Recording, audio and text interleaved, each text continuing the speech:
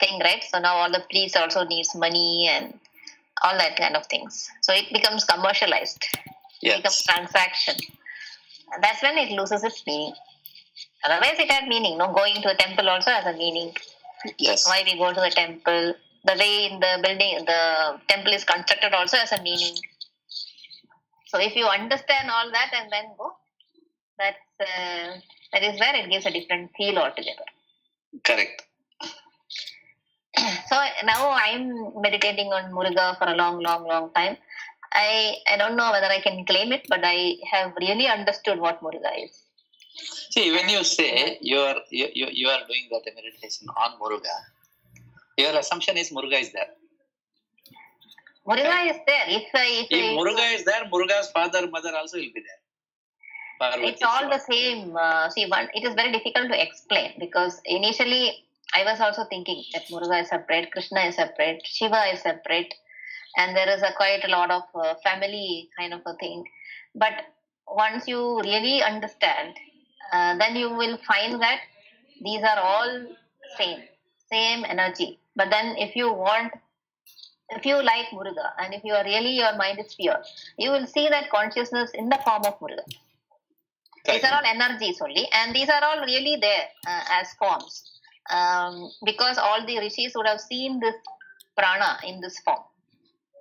Actually, I don't know. When I was reading this Lahari Maharashi's book, he has explained a lot of experiences of him. So he has explained that when you start the meditation, you keep seeing many sages, the other divine beings, and so on. So this is just to give you encouragement to go forward in the path. And then he also mentioned after some time, once he has progressed, that he saw Ganesha, he saw Shiva, he saw the deity. So these are all energy forms which exist. So if you are concentrating there, you will be able to see. So I was reading it and I was closing my eyes. I don't know whether I was imagining or I was not imagining, but I saw Ganesha at that point of time. So those forms, energy forms are existing. So you can manifest them.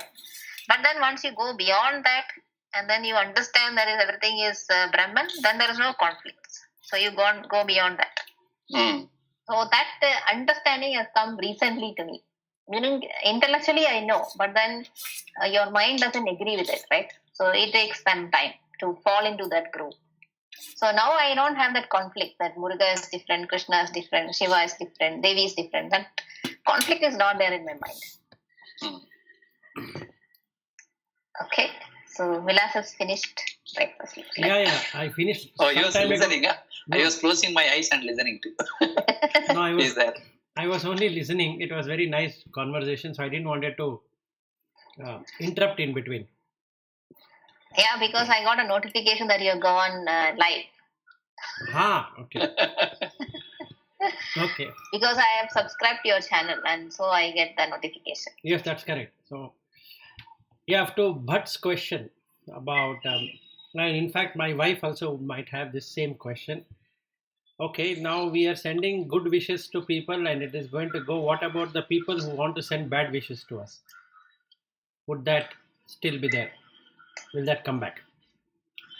So here you need to look at it in this way. You have two kinds of gift. A good gift and a bad gift. Okay.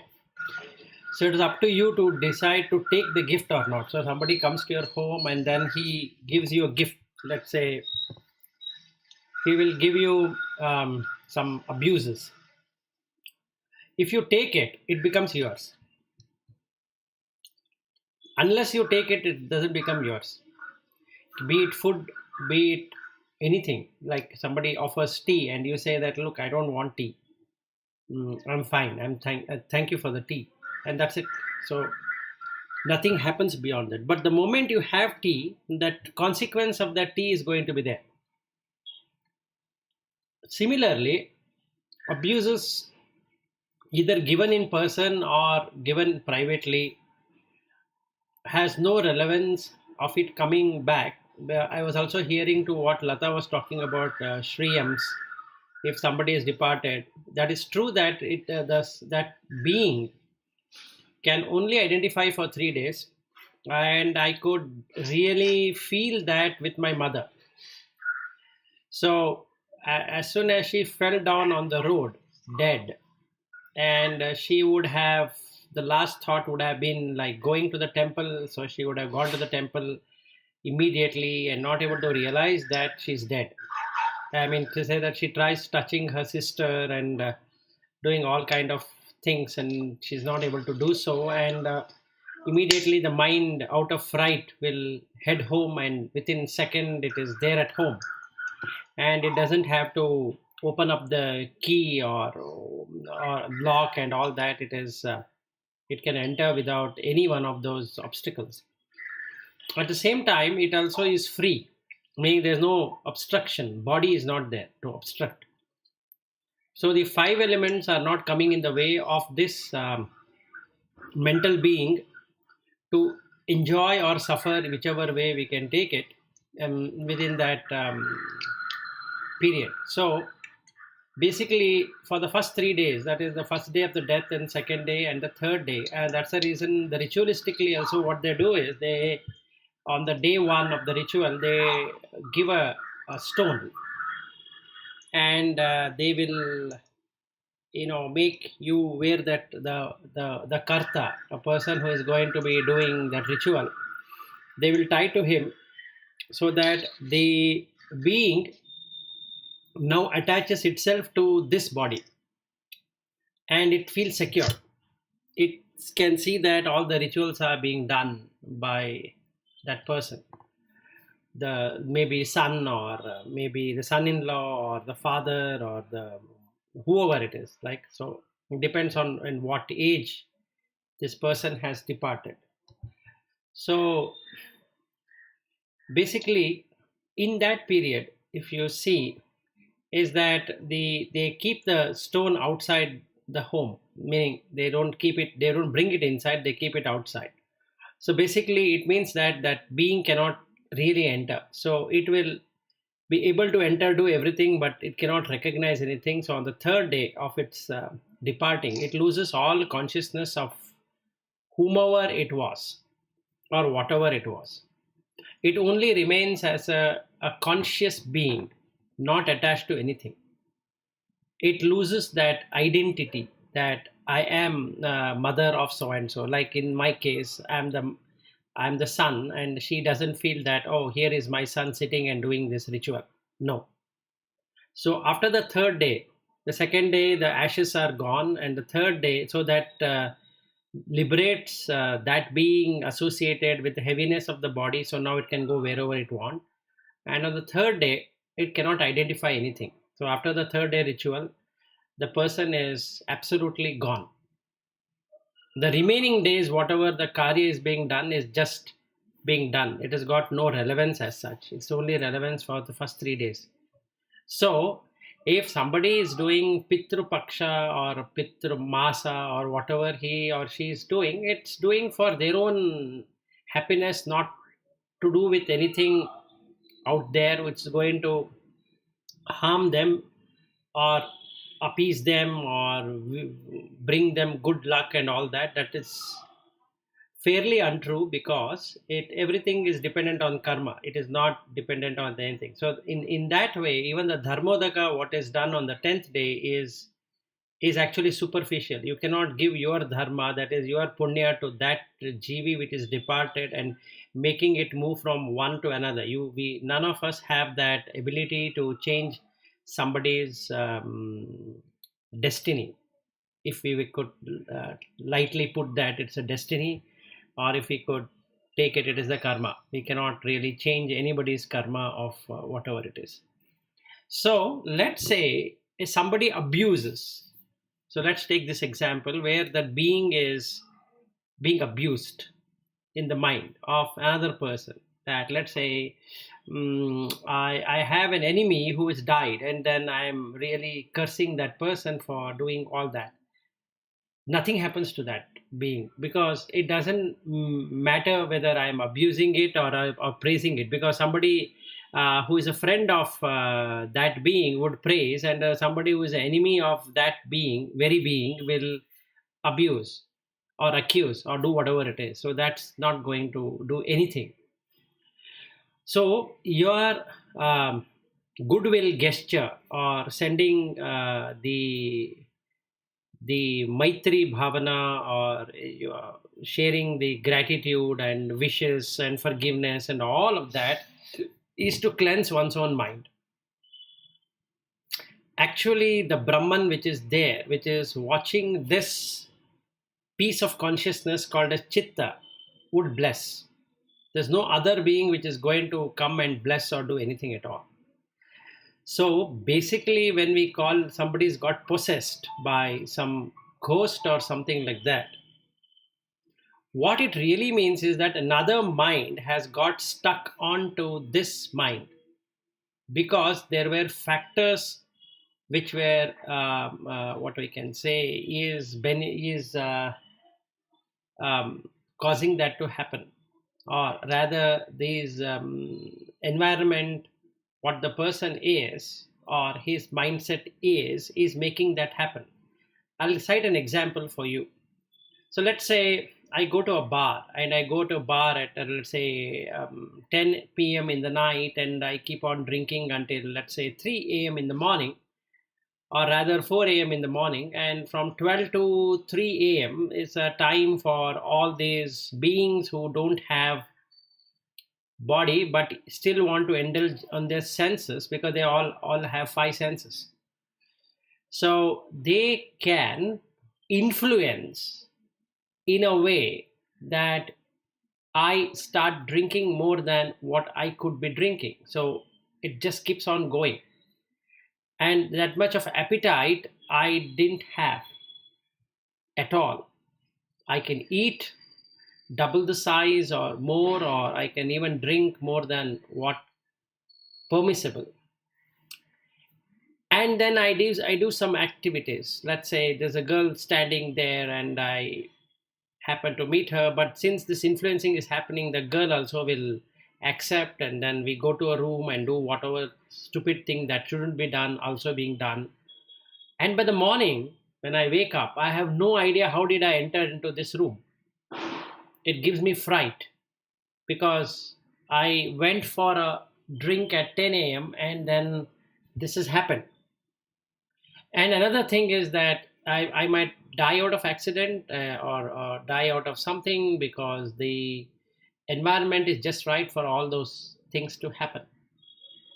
Now, it did not attach to me just because I am of that kind. It attached to me because the environment made it very conducive for it to work.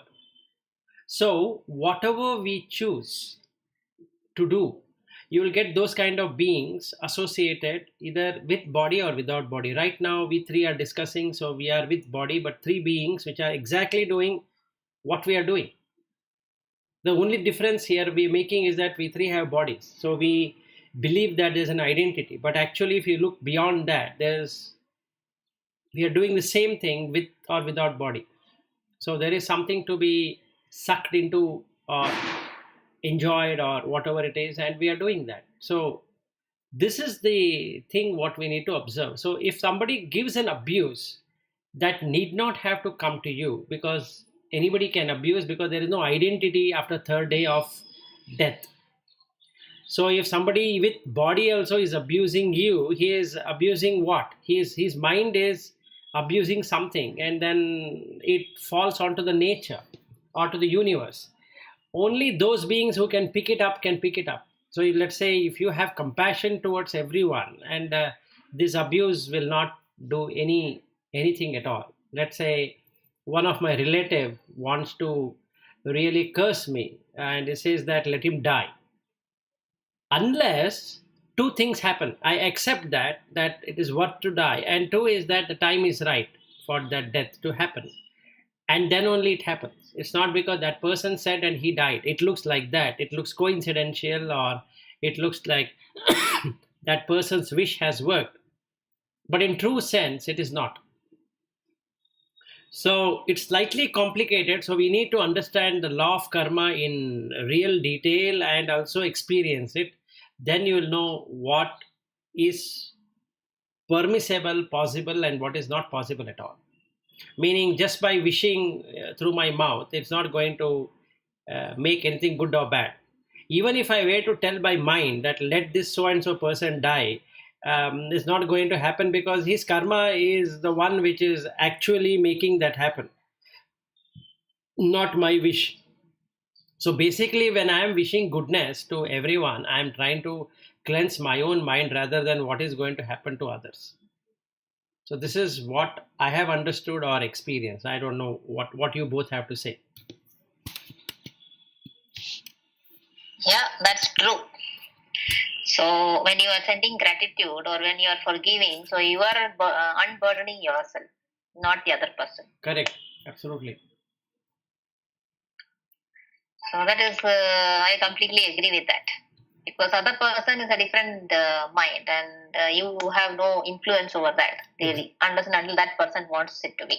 Exactly. So just like let us say somebody doesn't want spirituality and I go and explain spirituality to him, he might not agree with it because his mind Correct. doesn't accept to it. It's not like he's bad or I'm good or I'm bad and he's good. No, nothing like that.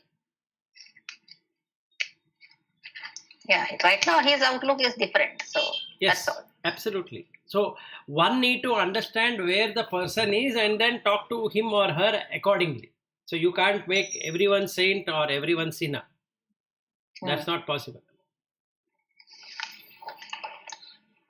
So when you say talk about Ramana Maharshi, those people they have achieved without communicating to people. Only silence was the way of communication, and he could influence so many people even now with respect to time.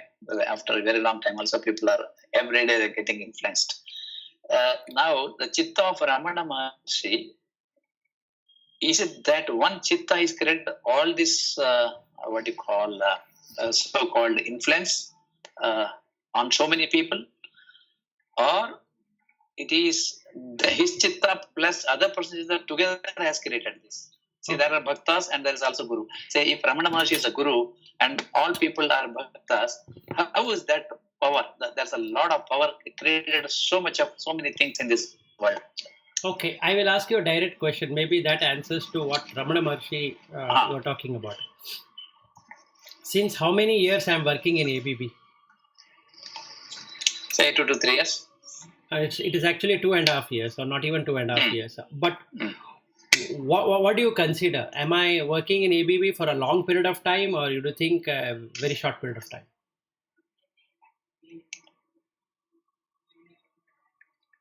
You can think and actually respond to that. That answers to what you are questioning.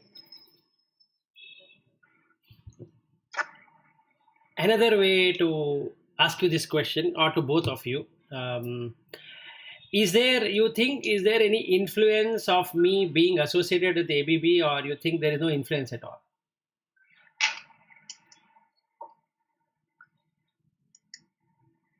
No, there's a lot of influence. In some cases, it's direct like this. In some cases, it may be indirect. They may not talk to you, but they will be knowing you. That influence is there. Right. So does that mean that those people who have not interacted with me also might be knowing me? Let's say.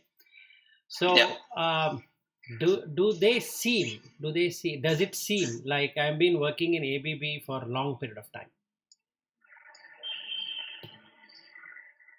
So long and short is a relative, but in this case, it's a long, I can say. Yeah. So let's say somebody joined for 2 years, and you have looked at that person, and he has some influence within his team or whatever it is, and somebody has again joined 2 years, but it looks a very long time. Can that happen? See, I will take like this. For example, Ganesh. I think we should not talk really people, but I will take this example. So initial part, how he was dealing in a team and how he used to achieve, he was dependent on his intellectuals for doing something. But people-related relation, it was not there. But now, see, he himself showing interest, and he has shown interest, connected with you, he got that so-called some power from you, and he has utilized and he got the benefit. Today he can also think of his own, whether he is dealing with the people properly or not, whether he is respecting people or not. He is able to understand. That means from your chitta is flown to his chitta, and it is there already, like in the form of seed. It is yet to give the complete tree or fruit, but one day it may happen. So, but he is getting that benefit. So, how to analyze this case? Is it purely your influence, or it is also he's also chitta, na? The expansion of his chitta? Correct. Or it is a combination of two? I just wanted some analysis there. Yeah, sure. See, the thing is like this. To answer directly, there are two ways of doing it. One is the energy level, what we are talking about. Yesterday, I was talking about entropy and all that, right? So that is at energy level. So there is let's call all this chitta as just energy, right? And you have two kinds of energy, or rather three kinds of energy, which you can categorize as: one is a positive energy, and negative energy, and a neutral energy. But there are three kinds of energy, which is what in the electrical circuit you have a neutral and a positive and negative. So it matches to that. So when we are calling influential, it can be a positive influencing or a negative influencing. So both can be possible. And the third one is a neutral. That is the one which will take you to liberation, and other two take you to bondage on the positive side or on the negative side. So now when we call everything as an energy system, like in the case of Ramana Maharshi, even though he was not talking, if somebody were to go to him with their question used to get answered, because it's just a energy. So the energy what he emits, that person himself gets an answer, not that Ramana Maharshi has to speak to him and get the answer. So this reason why I asked you this question about my association ABB is that each one of us are emitting different levels of energy, different layers of energy, and some are good and some are bad and some are neutral. If somebody were to penetrate, like, who is, when we say spiritual, he majorly has a neutral effect, or rather he or she can create a soothing effect on the chittas, meaning they can block the negative chittas from coming out. As long as that person is staying there, they cannot do anything. As soon as he leaves that place, and then after some time they can abuse, but whenever they see the person, they cannot do anything. So this is how it works. So basically, if anybody appearing, those energies appearing, and when they appear towards this person who is spiritual, meaning he has this calming, soothing effect, what it means is that he is more towards neutral. That person, without his knowledge, that is the chittas, without their knowledge, starts emitting energy which is totally contrast to what their true nature is. So then they get answers, because let's say somebody comes to me with question, and I'm talking to him and he's talking to me. It's verbal, looks verbal, but actually it is mental. All the language is only the thing what is being spoken, but the ideas and the opinions and the concepts and the deliberations, all that is happening in the mind only. So from the mind, he is pushing out as a language to me, and from my mind, I'm pushing information to him. So it is push and pull, which is happening as communication.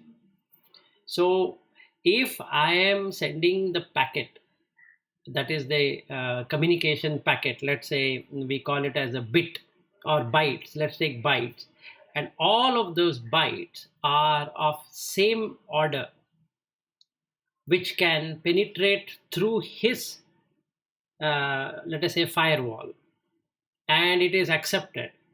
So then that person will feel very calm, because they have the same length and they have the same kind. So that is called samadhi. Sama plus adi. Sama means equal and adi state. So equilibrium state is what he would have got, or whatever we calling he or she, doesn't matter, it's just an energy.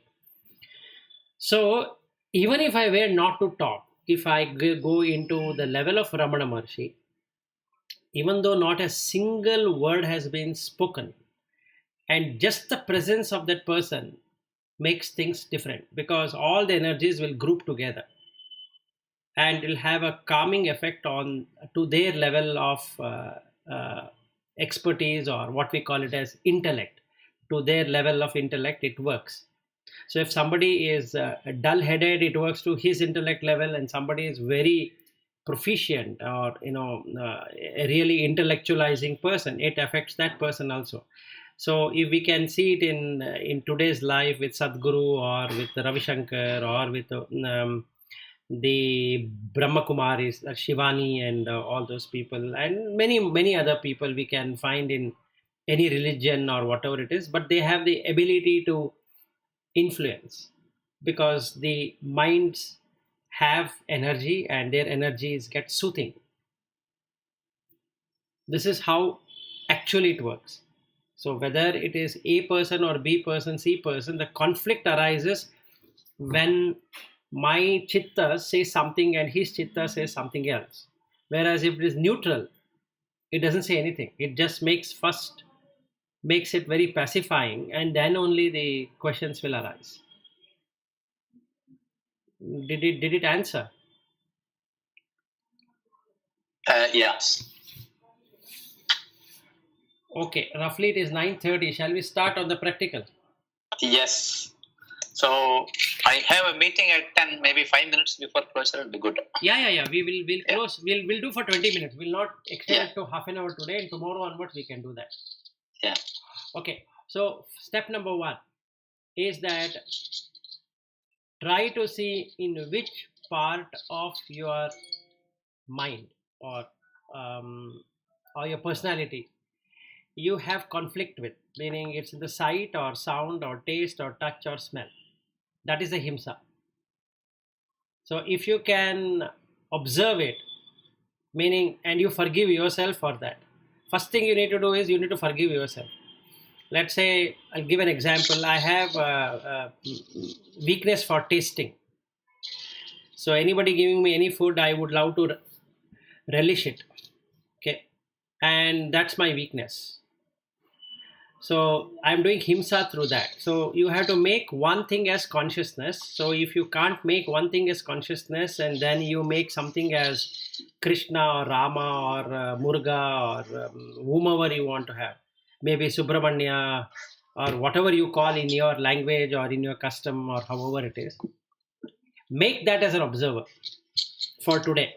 The whole day that person is going to observe you in eating. Let us say eating is the problem, then you make Krishna or Rama or whomever you believe one single God, deity, who will observe you from morning till evening, or right now till evening, in whatever action you are doing, in whatever action you are doing in terms of eating only, not in any other, because that is the one you want to win over.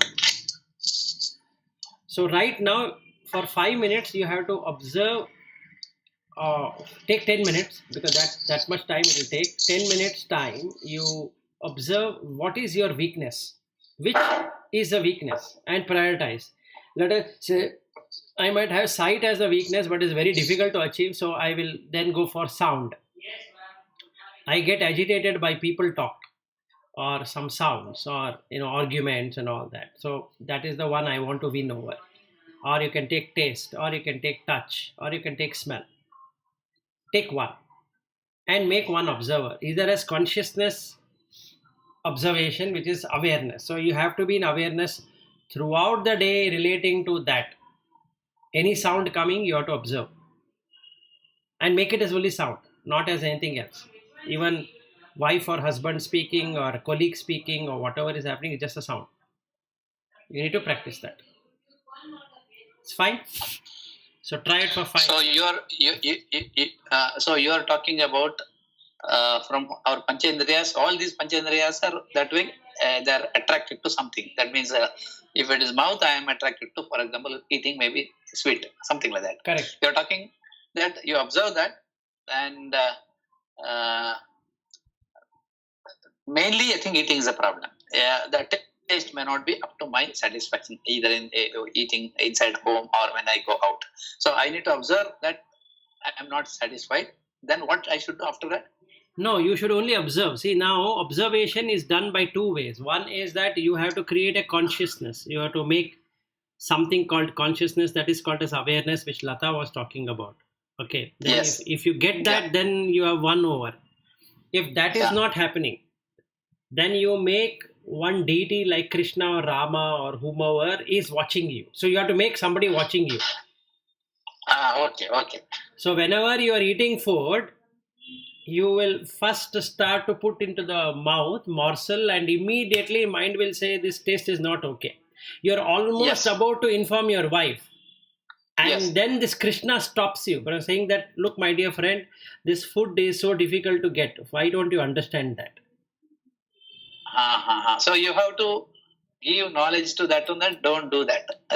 Reaction, negative reaction. Yes. So you have to first. If you don't like the taste, okay, just keep silence, isn't it? Yes. But don't liking the taste is also, do I need to stop it? You should not like or dislike. Both shouldn't be there.